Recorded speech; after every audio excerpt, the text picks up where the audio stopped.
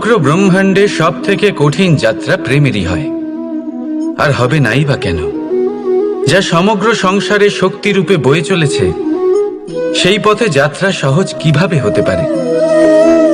এবার এই যাত্রা শুধুমাত্র নায়ক বা নায়িকার মধ্যেই হয় না। এই যাত্রার মধ্যে দিয়ে সবাইকেই যেতে হয় যারা ভালোবাসেন।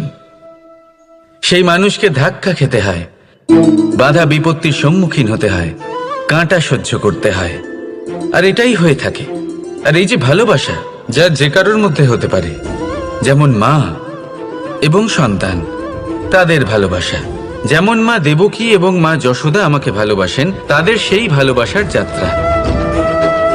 যেমন রাধা, রুক্মিণী, এদের ভালোবাসার যাত্রা। যেমন দুই পুরুষের মধ্যে বন্ধুত্বের ভালোবাসার যাত্রা। যেমন সুদামা। আপনাকে ভালোবাসার বিষয়ে একটা অত্যন্ত গুরুত্বপূর্ণ কথা বলে দিই। ভালোবাসা প্রথমে আপনাকে নিজের নৌকায় পরখ করে নেয়, তারপর প্রেমের যাত্রা পথে আপনাকে কষ্ট দেয়, তারপরে লক্ষ্যে আপনাকে পৌঁছে দেয়। এবার একজন সখার তার সখার সাথে ভালোবাসার এই যাত্রা শুরু হতে চলেছে। রাধা রাধা। জলরাশির সাথে আমার প্রেম চিরন্তনের। তা সে মথুরার যমুনা নদীই হোক বা দ্বারকার সমুদ্রই হোক। সমুদ্রের ধারে চলতে চলতে যখন সেই কোমল ঢেউ পা ছুঁয়ে যায়, আহা, ক্লান্তি যেন দূর হয়ে যায়। আমাদের মধ্যে একটা শক্তির জন্ম দেয়, মনকে উৎফুল্ল করে তোলে। সেই ঢেউয়ের বিষয় কি আপনারা কখনো ভেবেছেন? এই ঢেউই যখন তটে আসে, ছোট পাথরের সাথে ধাক্কা খেয়ে বিক্ষিপ্ত হয়ে যায়। আর এমন এক সময়ও আসে যখন এই ঢেউই এত ভয়ঙ্কর হয়ে ওঠে যে সবকিছু ধ্বংস করে দেয়, সবকিছু নষ্ট করে দেয়। এর একটা সারমর্ম রয়েছে, একটা অত্যন্ত গুরুত্বপূর্ণ শিক্ষা রয়েছে, যে কখনো কাউকে দুর্বল মনে করবেন না, কখনো না।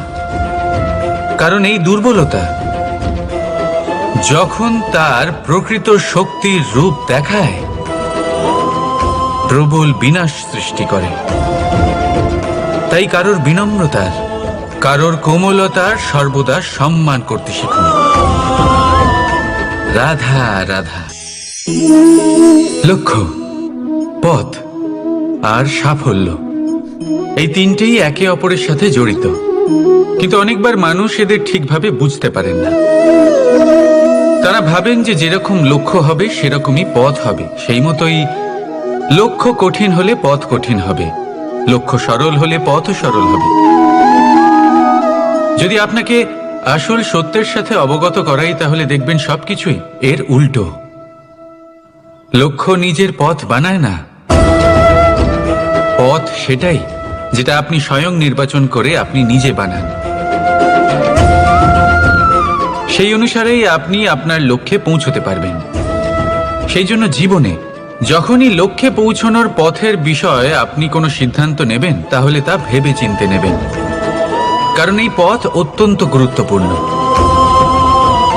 পথ যদি শুভ হয়, তাহলে লক্ষ্য আপনা থেকেই শুভ হয়ে যায়। তাহলে আসুন আমার সাথে ভালোবেসে বলুন, রাধা রাধা। আপনি কখনো ময়ূরকে নৃত্য করতে দেখেছেন? কথায় আছে যে যখন ময়ূর নৃত্য করে তখন তার চোখ থেকে অশ্রু ঝরে পড়ে। সেখানেই অন্যদিকে আছে হাঁস। কথায় আছে যে এরা নাকি মৃত্যুর সময়ও কলরব করে, অর্থাৎ গান গায়। হয়তো সেই জন্যই মুক্তোর দানা হাঁস খুঁজে পায়, ময়ূর পায় না। এর একটাই সারমর্ম, জীবনে আপনি যে কাজই করুন, সে বড় হোক বা ছোট, প্রসন্নতার সাথে করুন। মনে কোনো তিক্ততা নিয়ে করবেন না, তাকে কষ্ট দিয়ে করবেন না। যদি এই বিষয়ে আপনাকে কোনো উদাহরণ দিই, তাহলে বলি একজন চিত্রকারকে দেখুন।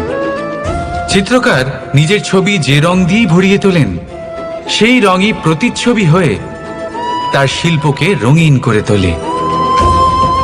তাই মনে রাখবেন, প্রসন্নতার সাথে যে কাজই করবেন তা অত্যন্ত ভালো হবে। আসুন আমার সাথে ভালোবেসে বলুন, রাধা রাধা। আপনি কখনো কোনো ঝর্ণার ধারে বসে থাকুন আর সেই ধ্বনি শুনতে থাকুন।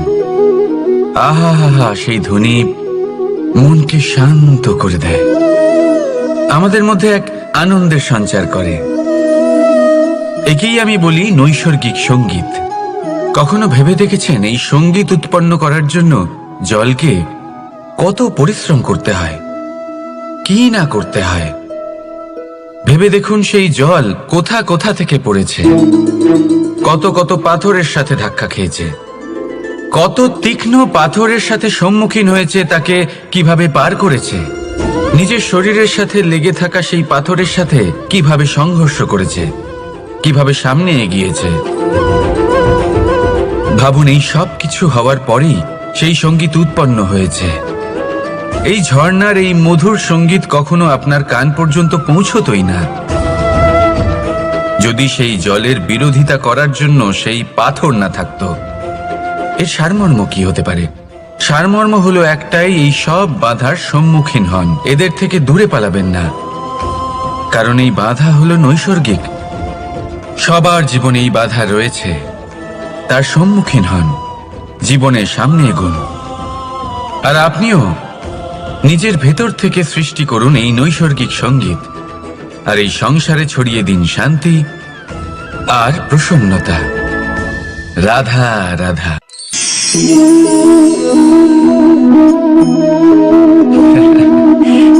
আপনি হয়তো ভাবছেন আমি কি করছিটা কি। আজ আমি ভাবলাম যে রান্না করতে একটু সাহায্যই করে দিই, তাই চাল বেছে দিচ্ছিলাম। ভেবেছিলাম এই কাজটা অত্যন্ত কঠিন হবে।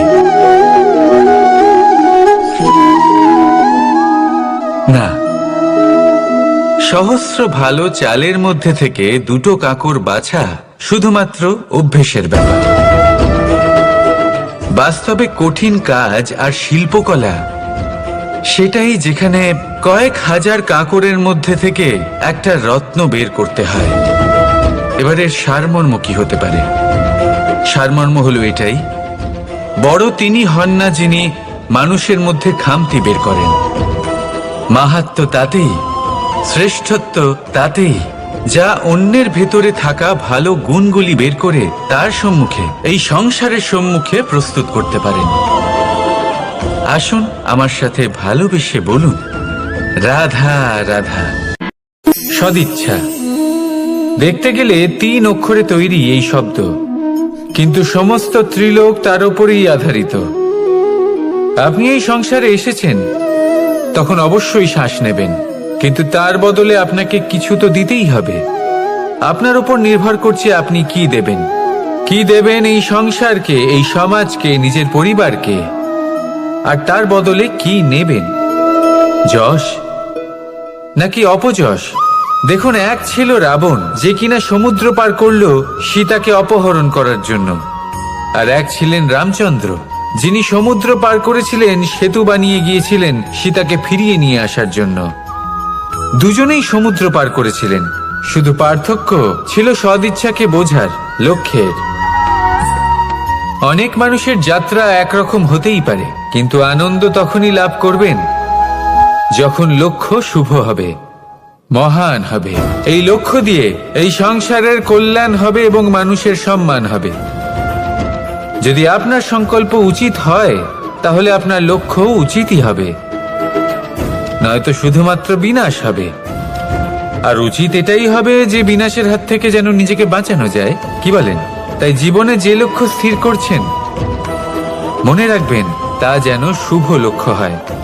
যদি এরকম হয়, তাহলে আপনার যাত্রা, আপনার জীবন দুটোই শুভময় হবে।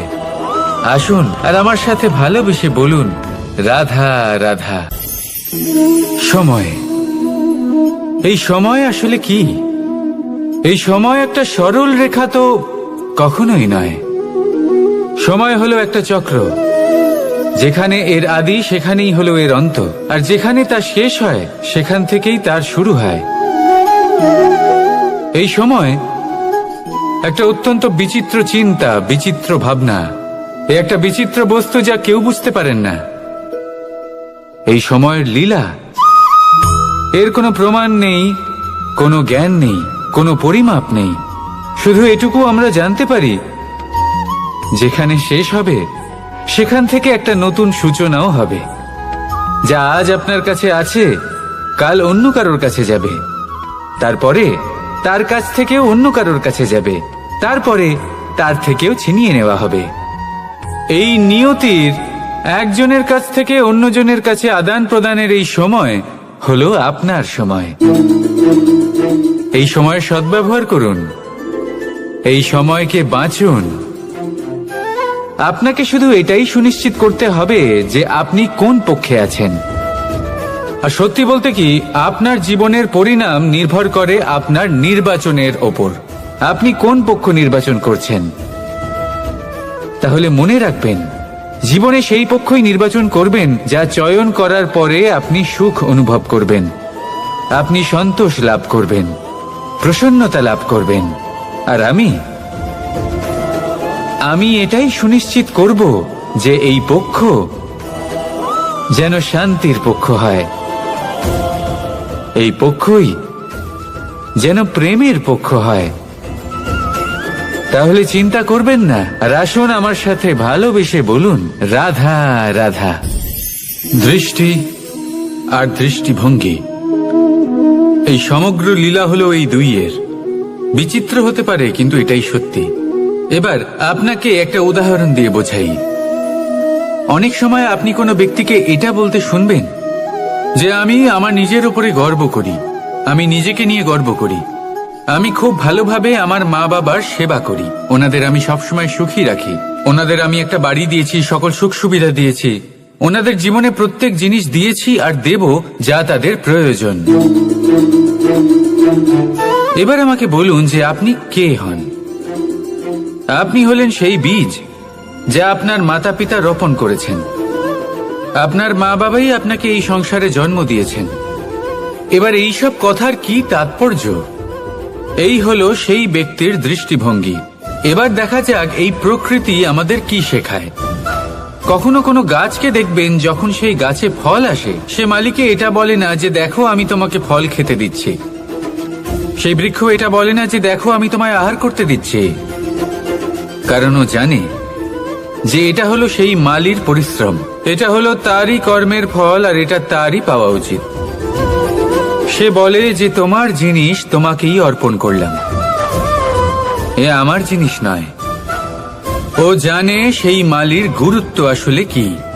এটা হলো তার দৃষ্টিভঙ্গি। সেই জন্য আপনি জীবনে কোন ব্যক্তির মধ্যে, কোন পশু পাখির মধ্যে, কোন প্রাণীর মধ্যে, কোন পরিস্থিতিতে, কোন আবেগের মুহূর্তে কি দেখতে পাচ্ছেন, সেটা আপনার দৃষ্টিভঙ্গির উপরে নির্ভর করছে। তাই নিজের মনে ধন্যাত্মক ভাব জাগ্রত করুন, শুভ চিন্তা নিয়ে আসুন। এই ভাবনাই সত্য হয়ে সামনে আসবে। এই দৃষ্টিভঙ্গি এমন হয়ে যাবে যে আপনার জীবনে সবকিছুই শুভ হবে। তাহলে আসুন আর আমার সাথে ভালোবেসে বলুন, রাধা রাধা। এই ব্রহ্মাণ্ড কত বৃহৎ, তাই না? যার সম্মুখে এই পৃথিবীকেও একটা বিন্দুর মতো মনে হয়। আর এই পৃথিবীতে আমরা কে হই, আমাদের আকার কি রকম, আমাদের অস্তিত্বই বা কি? যখন আমরা এভাবে ভাবি তখন মনে হয় আমরা কিছুই নই। তা আমরা যখন কিছুই নই, তাহলে আমরা এত চিন্তা করি কেন? কি ভেবে ভয় পাই? কাকেই বা এত ভয় পাই? কে আমাদের মারতে পারে আর কেই বা আমাদের জন্ম দেবে? আত্মার আসলে না কখনো জন্ম হয় আর না কখনো মৃত্যু। আত্মা শুধুই শরীর বদল করে। আপনি, আমি, আমরা সকলে এই শরীর নয়, আমরা হলাম আত্মা, যা হলো পরম আত্মার পরম অঙ্গ। সেই জন্য মনে রাখবেন, বাইরের কোথাও দেখবেন না, নিজের অন্তরের গভীরে গিয়ে দেখুন, আত্মাকে উপলব্ধি করতে শিখুন। ক্লেশ, ভয়, চিন্তা, এই সব কিছুর থেকে নিজেকে দূরে রাখুন, তাহলেই উপলব্ধি করতে পারবেন পরমাত্মাকে। তাহলে আসুন আমার সাথে ভালোবেসে বলুন, রাধা রাধা। সুরক্ষা, এই সুরক্ষা আসলে কি? এটা কি কোনো কবচ নাকি কোনো সীমা? এই সুরক্ষা আসলে অন্য কিছু। আমাদের মাতা পিতা, আমাদের প্রিয়জন, আমাদের বন্ধু, এই সমাজ, আমাদের শুভাকাঙ্ক্ষী, আমাদের আত্মীয়, এনারা সবাই আমাদের জীবনে কোনো না কোনো ভাবে সুরক্ষা দিয়ে থাকেন, একটা কবচ দিয়ে থাকেন কোনো না কোনো রূপে। কিন্তু দেখতে গেলে আমাদের পরাক্রমের পথে, আমাদের বীরত্বের পথে, আমাদের সাহসের পথে এই সুরক্ষাই সব থেকে বড় বাধা হয়ে দাঁড়ায়। একবার ভেবে দেখুন, যদি আপনি কোনো সুরক্ষাই না পান, বা যদি আপনি এই সুরক্ষা ভেঙে বাইরে আসতে পারেন, তাহলে আপনার বীরত্ব চরম সীমায় পৌঁছে যায়। কেন? কারণ তখন আপনি জানেন যে এই সংসারের সম্মুখীন আমাদের নিজেদেরই হতে হবে। আপনি বুঝে যান যে শত্রুর সম্মুখীন এবার নিজের বলের দ্বারা, নিজের পরাক্রমের দ্বারা, নিজের সাহসের দ্বারা করতে হবে। আর তখন আমাদের মনের মধ্যে এই শক্তি জাগ্রত হয়। এই শক্তি অন্তরেই বসবাস করে। শুধু এটা চিনে নিতে হবে, একে জাগ্রত করতে হবে। আর এটা সুরক্ষা ভেঙে যাওয়ার পরেই সম্ভব হয়। আর যারা নিজের শক্তি সম্পর্কে জানেন, যিনি নিজেই জানেন তিনি কতটা শক্তিশালী, তিনি নিজেই নিজের সুরক্ষা কবচ চিরকালের মতো ভেঙে ফেলে দেন, ঠিক কর্ণের মতো। আর তারপরে দেখুন, আপনার পরাজয় হোক বা বিজয়ী হোক না কেন, সেটাই অনেক বড় হয়, সেটাই প্রশস্ত হয়ে থাকে। সেই জন্য ত্যাগ করুন নিজের ভয়কে, নিজের আশেপাশের এই সুরক্ষা চক্রকে ভেঙে ফেলুন, আর সম্মুখীন হন এই সংসারের নিজের শত্রু সম্মুখীন হন। পরাক্রমের এই অঙ্কুর, তা অঙ্কুরিত হওয়ার জন্য বীজের উপরের এই কবচ, এটা ভেঙে যাওয়া অতি আবশ্যক। আসুন আমার সাথে ভালোবেসে বলুন, রাধা রাধা। আপনি কখনো কোনো সাধারণ পাখি দেখেছেন? যেমন বাবুই। সে কি করে? সে কোনো গাছের ডালে নিজের বাসা বানায়। এবার সেইখানে বাসা বানানো সহজ ব্যাপার, কারণ সামগ্রী আশেপাশেই পাওয়া যায়। কিন্তু সমস্যা হলো আক্রমণ। কোনো সাপ বা অন্য কোনো পশু ওর বাসাতে ওর সন্তানদের উপর না আক্রমণ করে বসে, এই ভয়ে তার সব সময় থাকে। আর এটা সব থেকে কঠিন ব্যাপার এদের জন্য, নিজের বাসায় নিজের সন্তানদের সুরক্ষা। আর বাজ পাখি, যদি আমরা বাজের কথা বলি, তাহলে তারা কি করে? বাজ পাখি কোনো উঁচু পাহাড়ের শিখরে, কোনো পাথরের খাঁজে নিজের বাসা তৈরি করে। এবার ওখানে বাসা বানানো একেবারেই সহজ ব্যাপার নয়, কারণ সামগ্রী আশেপাশে পাওয়া যায় না, দূর থেকে নিয়ে আসতে হয়। কিন্তু সেইখানে আক্রমণের ভয়ও কখনোই থাকে না। এইভাবে উচিত রূপে ও নিজের বাসা রক্ষা করতে পারে, নিজের সন্তানদের রক্ষা করতে পারে। এর সারমর্ম হলো এটাই, যদি সমস্যা বড় হয় তাহলে সমাধানও উচ্চমানের হওয়া উচিত। একটা বাজ পাখির মতো ভাবা আরম্ভ করে দিন। জীবনে যে কোনো সমস্যা ছোট মনে হবে। রাধা রাধা। বটবৃক্ষের বীজ সর্ষের দানার থেকেও ছোট হয়, কিন্তু যখন তা নিজের রূপ ধারণ করে তখন তা বিশাল বৃক্ষের আকার ধারণ করে, যা সহস্র বছর ধরে বেঁচে থাকে, ছায়া প্রদান করে, পাখিদের আশ্রয় প্রদান করে, আর দেয় পথচারীদের বিশ্রাম করার স্থান। কেন? কারণ সেই ছোট বীজ তা মাটির ভেতরে গিয়ে নিজের খোলস ত্যাগ করে। অন্ধকারে থাকে সে, যতই আলো আসুক না কেন, যতই বর্ষা আসুক না কেন, সব সহ্য করে। আর তারপরে একটা চারা গাছ অঙ্কুরিত হয়, তারপর ধীর গতিতে একটা বিশাল বৃক্ষতে পরিণত হয়। দেখুন, জীবনে কঠিন সময় আসে, এই জন্য নয় যে আপনি হার মেনে নেবেন, এই জন্য আসে যাতে আপনি ভবিষ্যৎ নির্মাণের জন্য নিজেকে তৈরি করতে পারেন। যদি কঠিন সময়ে আপনি ওই বীজের মতো দৃঢ় হয়ে থাকতে পারেন, তাহলে আপনিও একদিন সেই বিশাল বৃক্ষের মতো নিজের অস্তিত্ব গড়ে তুলতে পারবেন, যা সহস্র বছর পর্যন্ত মনে রাখা হবে। আসুন আমার সাথে ভালোবেসে বলুন, রাধা রাধা।